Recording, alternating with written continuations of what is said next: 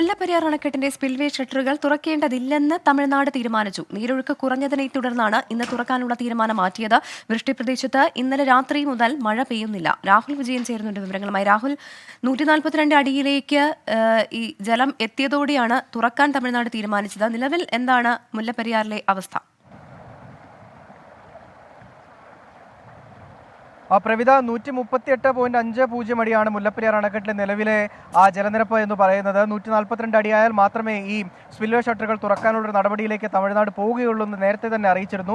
മാത്രമല്ല, ഇന്നലെ ശരാശരി 12,500 ഘനയടി വെള്ളമാണ് ഡാമിലേക്ക് ഒഴുകിയെത്തിയിരുന്നത്. ഇന്നത് 2,500 അടി ഘനയടിയായി കുറയുകയും ചെയ്തു. ഈ പശ്ചാത്തലത്തിലെ ആണ് ഈ സ്പിൽവേ ഷട്ടറുകൾ വഴി പെരിയാറിലേക്ക്, അതായത് ഞാനിപ്പോൾ ഈ നിൽക്കുന്ന പെരിയാറിലേക്ക് വെള്ളം ഒഴുക്കി വിടേണ്ട എന്നൊരു തീരുമാനത്തിലേക്ക് തമിഴ്നാട് എത്തിയിരിക്കുന്നത്. കാരണം തമിഴ്നാട് കൊണ്ടുപോകുന്ന വെള്ളത്തിന്റെ അളവും കുറച്ചിട്ടുണ്ട്. 250 ഘനയടിയായി കുറച്ചിട്ടുണ്ട്. ഇന്നലെ ഇത് 1867 ഘനയടിയായിരുന്നു.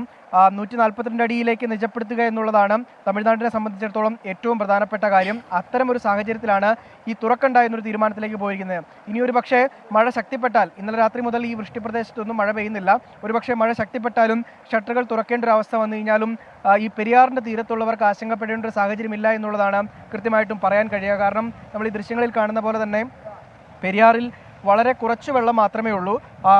10,000 ഘനയടി വെള്ളം തുറന്നു വിട്ടാൽ ഒരുപക്ഷെ ഒരു 2 അടി ഉയരത്തിലേക്ക് മാത്രമേ ഈ ജലനിരപ്പ് ഉയരുകയുള്ളൂ. അതുകൊണ്ട് തന്നെ യാതൊരു തരത്തിലുള്ള ആശങ്കയുടെയും സാഹചര്യമില്ല എന്നുള്ളതും എടുത്തു പറയേണ്ട ഒരു കാര്യമാണ്. എന്തായാലും നിലവിൽ ഷട്ടറുകൾ തുറക്കണ്ട എന്നൊരു തീരുമാനത്തിലേക്ക് തമിഴ്നാട് പോയിരിക്കുന്നു എന്നുള്ളതാണ് ഏറ്റവും പ്രധാനപ്പെട്ട കാര്യം.